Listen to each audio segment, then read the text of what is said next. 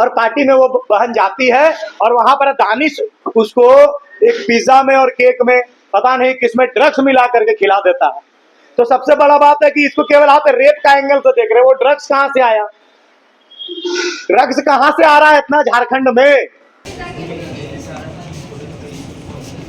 कर देता। 3 साल की बच्ची का ये मानसिकता कहां से आ रही है लोगों के दिमाग में कि जिन बच्चियों को हम नवरात्रि के दिन में पैर धो करके और उनको मां बोल के प्रणाम करते हैं, उस 3 साल की बच्ची के प्रति भी किसी मन में हवस आ सकता है, वासना आ सकता है।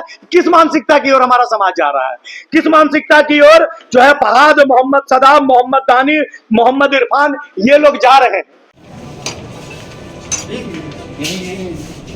50 लाख रुपया लेकर के दानिश का बाप मोहम्मद असलम जो कि हिंदपीढ़ी का रहने वाला है 50 लाख रुपया लेकर चल रहा था और उसने स्टेटमेंट दिया था, लड़की को भी बोला था, पीड़िता को भी बोला था 20 लाख तुमको दे रहे हैं, 30 लाख रुपया थाना को देकर के मैनेज कर देंगे। सोचिए कि एक 19 साल का लड़का 350 वीडियो अगर बनाया है तो 365 दिन उसका यही काम है, सुबह से रात तक केवल ज्यादा से ज्यादा बच्चियों को बहलाना, फुसलाना, अपने प्रेम जाल फंसाना।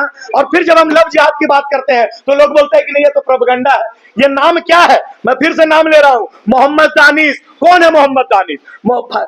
फहाद मलिक कौन है? मोहम्मद सदाब कौन है? कल 3 साल की बच्ची का बलात्कार करने वाला मोहम्मद इरफान कौन है? मासिद सदा कौन है?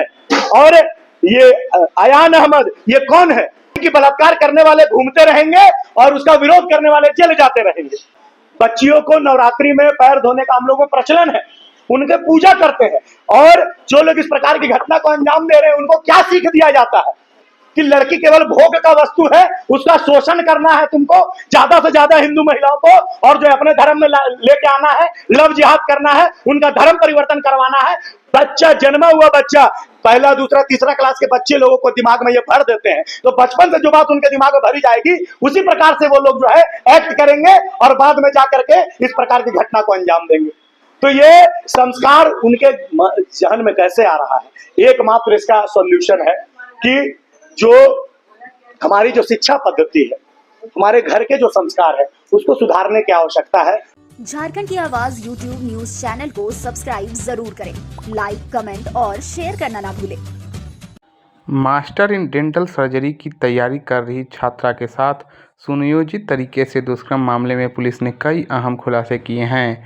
पुलिस जांच में इस पूरे मामले को एक प्री प्लान्ड कॉन्स्पिरेसी बताया गया है। दरअसल यह घटना रांची के बरियातू इलाके की है, जहां पीड़िता एक गर्ल्स हॉस्टल में रहकर पढ़ाई कर रही थी।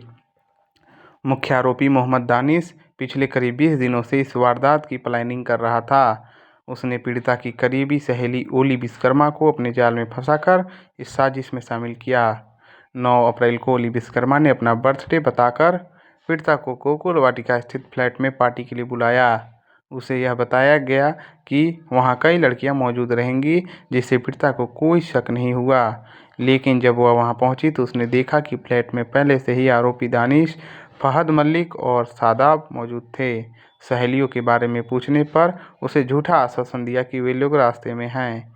रात करीब 8 बजे केक काटने के बाद पीड़िता को पिज्ज़ा दिया गया, जिसमें नशीला पदार्थ मिलाया गया था। पिज़्ज़ा खाने के कुछ देर बाद ही उसे चक्कर आने लगे और वह अचेत हो गई। बस इसी स्थिति का फायदा उठाकर मुख्य आरोपी दानिश ने उसे कमरे में ले जाकर उसके साथ दुष्कर्म किया। अगले दिन जब पीड़िता को होश आया तो उसने खुद को बेहद खराब हालत में पाया। किसी तरह वह अपने हॉस्टल पहुंची, लेकिन हालत बिगड़ने पर 11 अप्रैल को उसे निजी अस्पताल में भर्ती कराया गया। अस्पताल से ही पुलिस को सूचना दी गई, जिसके बाद मामला दर्ज किया गया। पुलिस ने त्वरित कार्रवाई करते हुए आरोपी दानिश, फहद मलिक और ओली विश्वकर्मा को गिरफ्तार कर जेल भेज दिया, जबकि सादाब अभी फरार है और उसकी तलाश जारी है।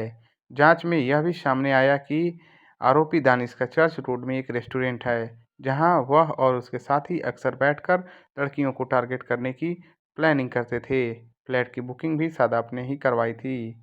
इस पूरे मामले में सबसे चौंकाने वाली बात यह है कि पीड़िता की सबसे भरोसेमंद सहेली ने ही उसे धोखा दे दिया और इस साजिश का हिस्सा बनी।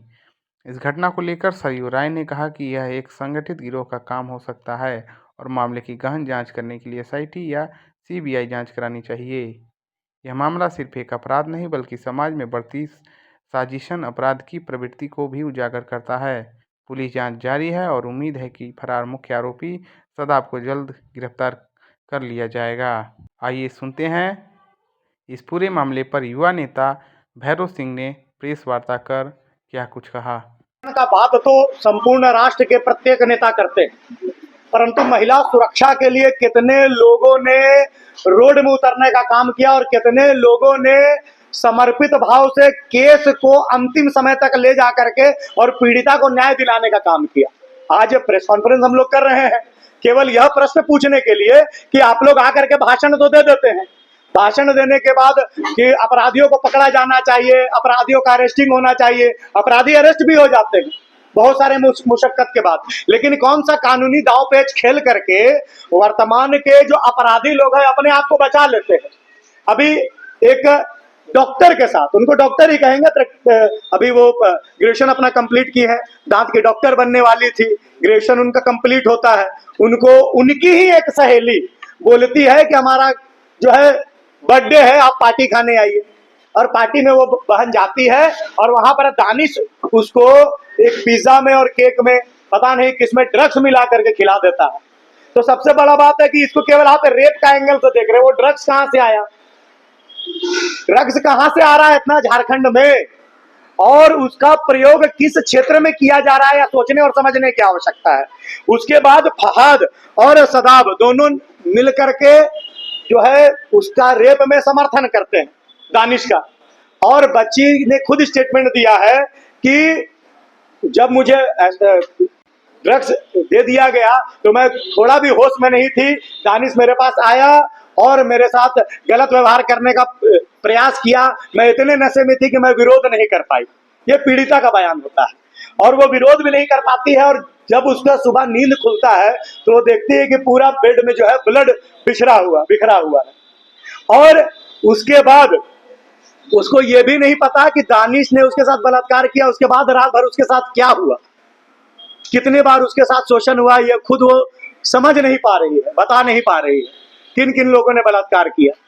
कल कोतवाली थाना क्षेत्र में 15 तारीख को एक 3 वर्षीय बच्ची को एक आदमी जो उसका स्कूल के बस का ड्राइवर था, जिसका नाम मोहम्मद इरफान है, वो बलात्कार कर देता। 3 साल की बच्ची का ये मानसिकता कहां से आ रही है लोगों को दिमाग में, कि जिन बच्चियों को हम नवरात्रि के दिन में पैर धो करके और उनको माँ बोल के प्रणाम करते हैं, उस 3 साल की बच्ची के प्रति भी किसी मन में हवस आ सकता है, वासना आ सकता है। किस मानसिकता की ओर हमारा समाज जा रहा है, किस मानसिकता की ओर जो है फहाद, मोहम्मद सदाब, मोहम्मद दानी, मोहम्मद इरफान ये लोग जा रहे हैं। इसके बाद अयान अहमद, सभी को जानते हैं कि 180 एक 19 साल का लड़का 180 बच्चियों के साथ न केवल उनका शारीरिक शोषण करता है, जिसमें मैक्सिमम लोग नाबालिग थे, बल्कि लगभग 350 से अधिक वीडियो भी बनाता है। कितने वीडियो को उसके दोस्त के द्वारा, यानी कि अयान अहमद के दोस्त के द्वारा नेट में वायरल कर दिया जाता है। आप सोचिए कि एक 19 साल का लड़का 350 वीडियो अगर बनाया है तो 365 दिन उसका यही काम है, सुबह से रात तक केवल ज्यादा से ज्यादा बच्चियों को बहलाना, फुसलाना, अपने प्रेम जाल फंसाना।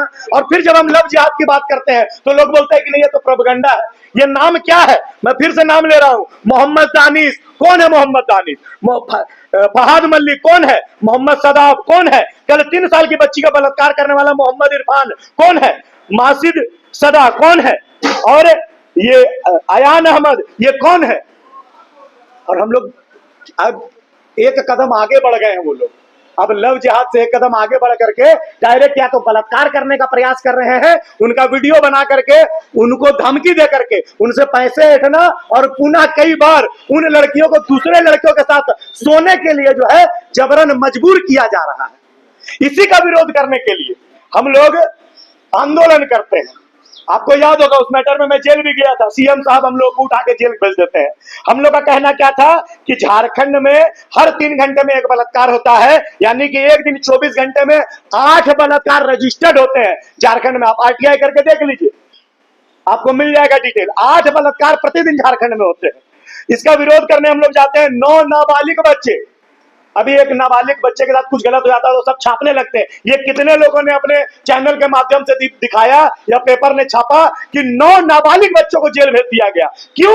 बलात्कार के विरोध में जेल में उतरे थे। 6 महिलाओं को जेल भेज दिया गया। क्यों? बलात्कार के विरोध में रोड में उतरे थे। 42 युवा जिसमें ज्यादातर विद्यार्थी थे उनको जेल भेज दिया गया। किसी ने प्रश्न नहीं उठाया। यानी कि बलात्कार करने वाले घूमते रहेंगे और उसका विरोध करने वाले जेल जाते रहेंगे। और इसके बाद एक और मैटर खुल करके आया ऑल ओवर इंडिया ने, वर्ल्ड वाइड ये ट्रेंड कर रहा है। कॉर्पोरेट सेक्टर में कॉर्पोरेट जिहाद के माध्यम से टीसीएस कंपनी नासिक में शाहरुख हुसैन, कौन है शाहरुख हुसैन, शौकत कुरैशी, रजा रफीक, मेमन, इन लोग कौन है जो जबरन लड़कियों को बीफ खिलाने का काम करते हैं, धर्म परिवर्तन करने के लिए उकसाते हैं, नहीं करोगे तो तुम्हारा डिमोशन करवा देंगे। और टीसीएस कंपनी उन्हीं हिंदू बच्चियों को नौकरी पे रखती थी जो कि ज्यादा आवश्यकता था, जिनको, जो गरीब घर से आती है, जिनको पैसा का बहुत आवश्यकता है, जिनके बैकग्राउंड में सपोर्ट में लोग नहीं रहते हैं, उनको पकड़ करके और जो है धर्म परिवर्तन करवाने का काम करता था। टीसीएस ऐसी बड़ी कंपनी और उसका एचआर डायरेक्ट जिसका नाम निदा खान है वो डायरेक्ट इन्वॉल्व रहती है इसमें। ये हम लोग जो है इन बच्चियों के साथ खड़े हैं और सभी के समर्थन में अंतिम समय तक हम लोग लड़ करके, जब तक अपराधियों को सजा नहीं होता है। इसका प्रत्यक्ष उदाहरण जो है वो है तारा सहदेव का जो प्रकरण था, हमारी बहन जो नेशनल शूटर थी। मैं उनका नाम इसलिए ले रहा हूं कि सब कोई जान गए हैं ना, अभी भी सभी बहनों का नाम मेरे पास है। मैंने विक्टिम से बात भी की है, मेरे संपर्क में है वो, मैं उनसे मिला, मैंने उनसे पूछा तो वो बोली थी भैया हमको बताने में शर्म आ रहा है कि मेरे साथ क्या क्या हुआ। एक महिला होते हुए एक पुरुष को सब विषय खुल करके नहीं बता सकती है, लेकिन विक्टिम ने मुझे जो जो बताया, जिस प्रकार का घटना उसके साथ घटा, जितनी क्रुएलिटी के साथ उसको जब प्रताड़ित करने का काम किया गया है तो मेरे रोंगटे खड़े हो गए, मेरे आंख से आंसू निकलने लगे। तो इस प्रकार की मानसिकता से लोग केवल और केवल प्रताड़ित होने का काम हमारी बहनें कर रही हैं। और हम लोगों ने जैसे तारा सहदेव को न्याय दिलाने के लिए उसको जो धर्म परिवर्तन करा रहा था, उसका जो शारीरिक शोषण किया, रकीबुल हसन और रकीबुल हसन की मां, दोनों को सजा दिलाने का काम हम लोगों की पूरे टीम ने किया। और इस दानिश को, इस मोहम्मद सदाब को, इस फहाद मलिक को और इस जो 3 साल की बच्ची का बलात्कार करने वाले ड्राइवर मोहम्मद इरफान को हम लोग सजा दिलाने का काम करेंगे अंतिम समय तक लड़ करके, ये हम लोग आपको वचन देते हैं। और अगर इसमें कोई त्रुटि होती है, अगर अपराधी बच जाते हैं, जो एक और अपराधी अभी तक पकड़ा नहीं गया उस बच्ची के केस में, अगर वो नहीं पकड़ा जाता है तो पुनः हम लोग रोड में उतरने का काम करेंगे और इतना बड़ा आंदोलन होगा कि पूरा भारतवर्ष उसको देखेगा। लेकिन याद रखिएगा, उस आंदोलन के बाद भी अपराधी भले पकड़े नहीं जाए, लेकिन हमारे ऐसे कितने क्रांतिकारियों को, कितने महिला और नाबालिग बच्चों को जेल में भर दिया जाएगा, यह आप प्रत्यक्ष रूप से देखिएगा। उससे हम लोग बात भी किए, मैं क्योंकि रांची में नहीं था उपस्थित इसलिए मैं ये विषय नहीं उठा पाया, इसके लिए मैं क्षमा प्रार्थी हूँ। मैं कल ही इस विषय को सब समाज के सामने रखने वाला था, लेकिन कल मुझे पता चलता है कि कोतवाली थाना क्षेत्र में 15 अप्रैल को फिर एक नाबालिग बच्ची, नाबालिग मतलब वो 3 साल की बच्ची है महाराज, अभी 16 तारीख को खूंटी के मुरहू में 12 साल की एक बच्ची के साथ मसी मसद 12 साल की बच्ची के साथ मसी मसद ने उसको कहा, पड़ोसी था उसका, उसने कहा कि मेरी पत्नी को थोड़ा सा सहयोग कर दो घर के कामों में। 12 साल की बच्ची जाती है और उसको जंगल में ले आकर के रेप कर देता है। ये प्रतिदिन इस प्रकार की घटना होते रहती है, हम लोग तो रोज बोलते हैं, ऐसा नहीं कि मीडिया के सामने मैं पहली बार आ रहा हूँ। दीदी आप लोगों ने जितने बार प्रश्न किए हैं, झारखंड में जब भी इस प्रकार की कोई घटना घटती है तो हम लोग रोड में उतरने का काम करते हैं, लेकिन इसका नतीजा क्या निकलता है? बार बार हम ही लोग को जेल भेज दिया जाता है। अपराधी तो नहीं पकड़े जाते हैं, जेल हम लोग को भेजा जाता है। हम लोगों ने कौन सा अपराध किया है? अपराधियों का विरोध करना भी अपराध है क्या? पीड़िता को न्याय दिलाने के लिए रोड में उतरना अपराध है क्या? अच्छा, इस तरीके की खत्म नहीं हो रही है भैया, प्रशासन की लगातार प्रयास, हिंदुत्व की लगातार प्रयास के बावजूद घटनाएं पर घटनाएं। मानसिकता, आप सोचिए कि इस प्रकार की घटना को जो अंजाम दे रहे हैं वो किस मानसिकता से जो है ग्रसित है, क्या उनके धर्म में संस्कार दिया जा रहा है? हमारे सनातन धर्म में महिलाओं को दुर्गा का रूप कहा जाता है, बच्चियों को नवरात्रि में पैर धोने का हम लोगों को प्रचलन है, उनके पूजा करते हैं। और जो लोग इस प्रकार की घटना को अंजाम दे रहे हैं उनको क्या सीख दिया जाता है? कि लड़की केवल भोग का वस्तु है, उसका शोषण करना है तुमको, ज्यादा से ज्यादा हिंदू महिलाओं को, और जो अपने धर्म में लेके आना है, लव जिहाद करना है, उनका धर्म परिवर्तन करवाना है। बच्चा, जन्मा हुआ बच्चा, पहला दूसरा तीसरा क्लास के बच्चे लोगों को दिमाग में ये भर देते हैं, तो बचपन से जो बात उनके दिमाग में भरी जाएगी, उसी प्रकार से वो लोग जो है एक्ट करेंगे और बाद में जाकर के इस प्रकार की घटना को अंजाम देंगे। तो ये संस्कार उनके जहन में कैसे आ रहा है? एकमात्र इसका सॉल्यूशन है कि जो हमारी जो शिक्षा पद्धति है, हमारे घर के जो संस्कार है, उसको सुधारने की आवश्यकता है, उसमें समझदारी लाने की आवश्यकता है, घर में बच्चों को संस्कारित करने की आवश्यकता है, सनातन पद्धति से चलने की आवश्यकता है। सुनने में आया है जो मेडिकल केस उनके, देखिए केस उनका जी, उनके लॉयर से भी मैं संपर्क में हूँ।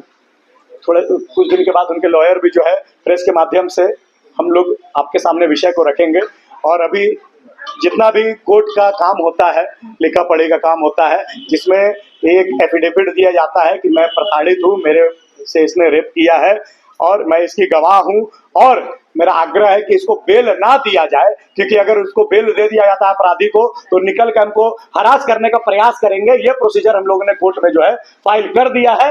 और आपको मैं पुनः बता दूं कि 50 लाख रुपया लेकर के दानिश का बाप मोहम्मद असलम, जो कि हिंदपीढ़ी का रहने वाला है, 50 लाख रुपया लेकर चल रहा था, और उसने स्टेटमेंट दिया था, लड़की को भी बोला था, पीड़िता को भी बोला था, 20 लाख तुमको दे रहे हैं, 30 लाख रुपया थाना को देकर के हम मैनेज कर देंगे।